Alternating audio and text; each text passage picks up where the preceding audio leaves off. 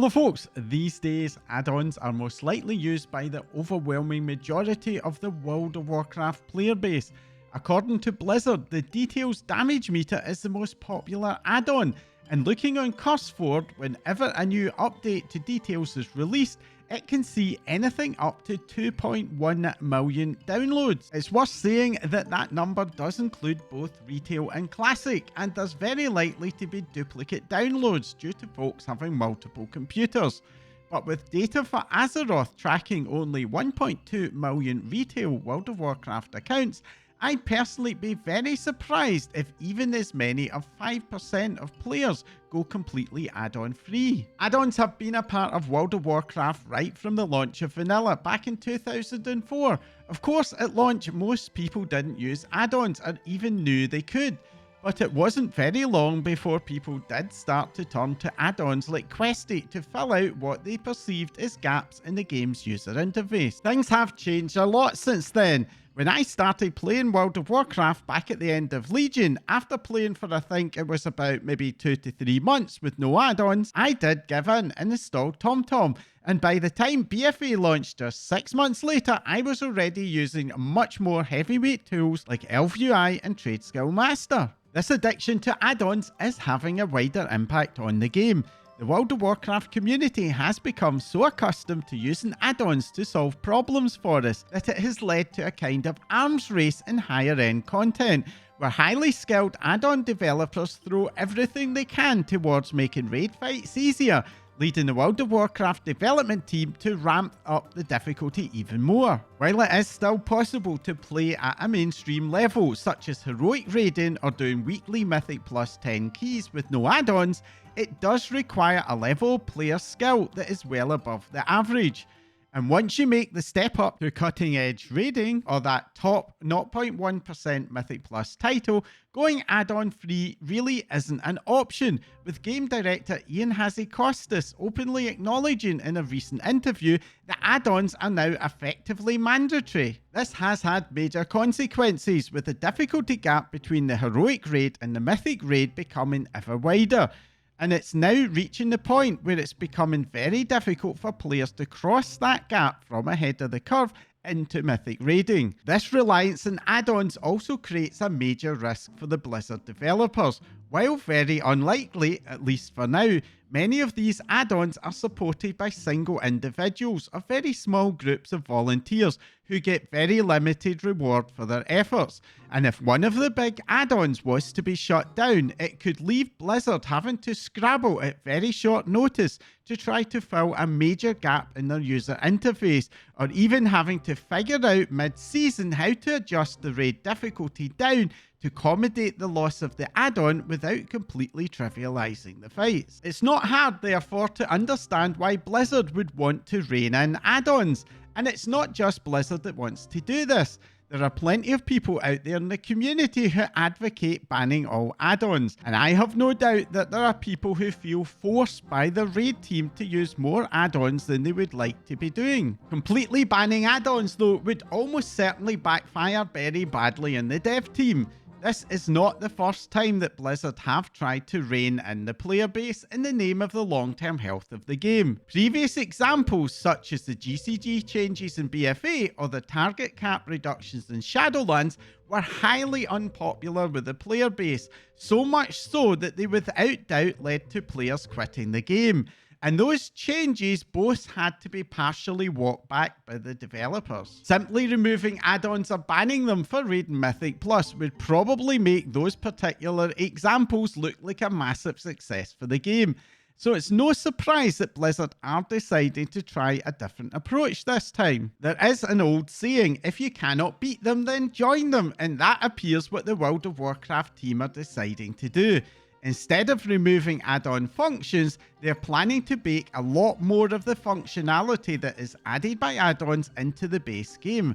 A process that has started with the new cooldown manager, which aims to compete with class weak aura packs, and the combat assistance and one-button rotation that seeks to go even further than the current rotational helper add-ons do. While this is not the first time that Blizzard have taken the popular add-on functionality and baked it into the base game, In a recent Blizzard interview, game director Hazzikostas is promising that we expect to see this happening much more frequently, hinting at plans to update nameplates, introduce a boss timeline to rival DBM, and even a built-in damage meter. The goal with these changes appears on the surface to be to offer us an alternative to add-ons for what has become core functionality in mainstream content, while arguably also closing the gap between players who do use the add-ons and those who do not.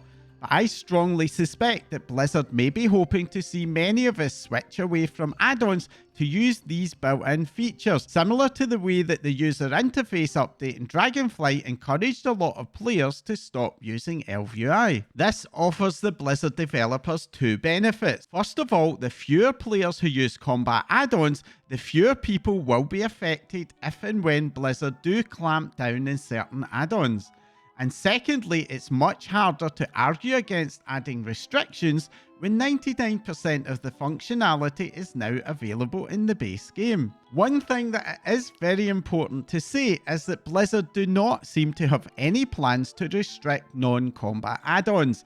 Ian talked about the value that the team see in add-ons' abilities to customize the look and feel of our user interfaces, and specifically called out things like quest helpers as examples of add-ons that would be completely unaffected by their plans. Add-ons give Blizzard what is effectively a mini army of additional unpaid developers who improve the day-to-day experience of World of Warcraft.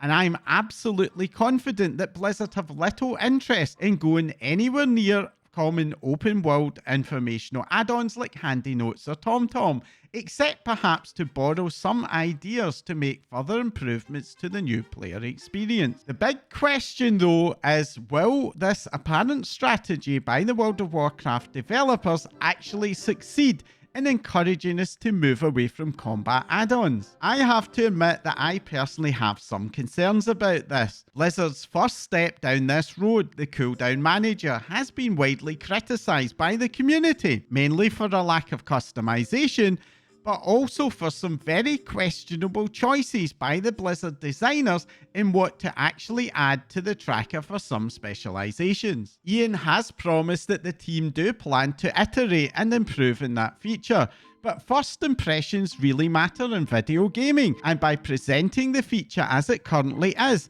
some players are going to give it a quick try, decide it's not for them, and those players are very unlikely to check back to see any future improvements. There is a concept in iterative development of the MVP, or minimal viable product, which essentially is the set of must-have features for a new product to work.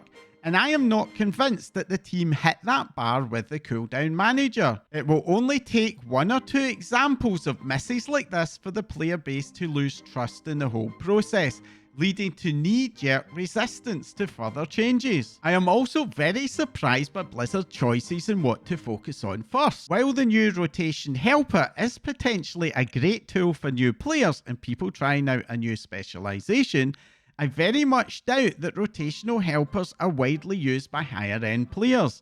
And it seems to me that there are other areas, such as nameplate, something that the player base have been calling out as a major gap in the base UI ever since the UI update in Dragonflight, which could have a far bigger impact when it comes to reducing our reliance on add-ons. The cooldown manager and the rotational helper are going to require a lot of future maintenance by the developers.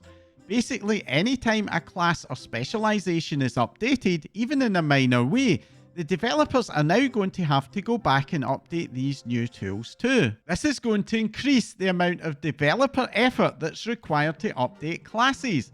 And if that is not accompanied by more developer resources, it's either going to slow down the pace of class updates, or these new features will just end up degrading over time. That latter idea may seem far-fetched on the surface, but when we take a look at the new talent trees, the starter builds offer an example of this happening in action.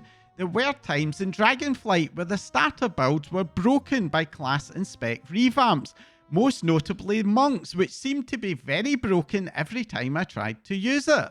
And for the War Within, the starter builds have not been updated to accommodate hero talents, meaning that the starter builds now just completely give up when you hit level 70. As well as being a very jarring experience, especially for inexperienced players, some classes have starter builds that leave the trees in a state that is completely incompatible with one or more of the hero talent's key ability. When the time comes to actually follow through and rein in what something like Warcraft can do, that is going to have to be accompanied by fairly significant reductions in the mechanical complexity of raid boss fights, not to mention reducing the complexity of some of the more bloated class rotations. All this raises a pretty big question.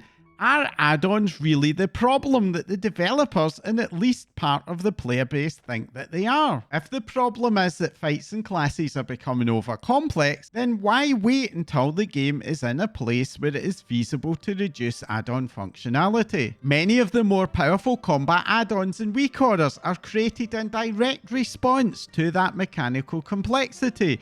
And if fights are made less instead of more complicated, well, arguably there would be little reason for people to go off and create these tools. In any field of conflict, there has to be two sides, and the moment one side backs down, that conflict is over.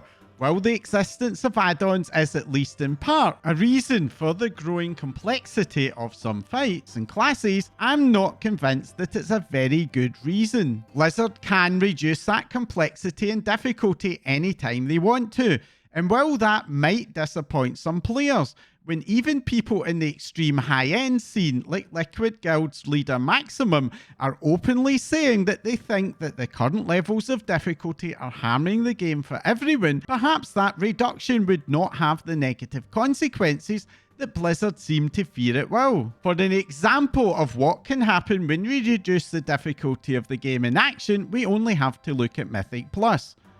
There, in the War Within Season 1, I strongly suspect that the developers tried to push the difficulty of M+ upwards to match the raid difficulty, only for it to very badly backfire on them. In response, the difficulty of Season 2 Mythic Plus has been dropped noticeably, and pretty much the entire M+ player base, from low end through mainstream to very high end, are universally happy with the result. I would therefore like to suggest that perhaps the real issue here is not the existence of add-ons, but the direction that Blizzard have taken with the design of their raid fight. While the overwhelming majority of World of Warcraft players likely do use add-ons, only a minority ever set foot in the Mythic raid.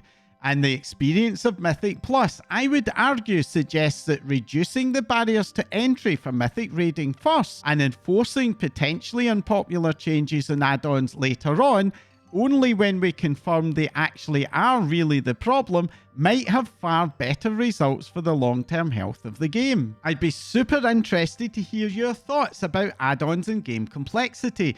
Do you think that the Mythic raids are just overcooked? Or are add-ons the source of all problems in the game? Let me know in the comments down below. If you found this update interesting, informative, or just plain annoying, then do let me know by hitting that like icon.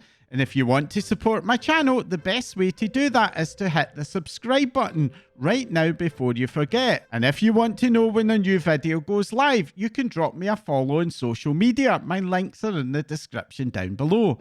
That's all for now. Thanks for watching.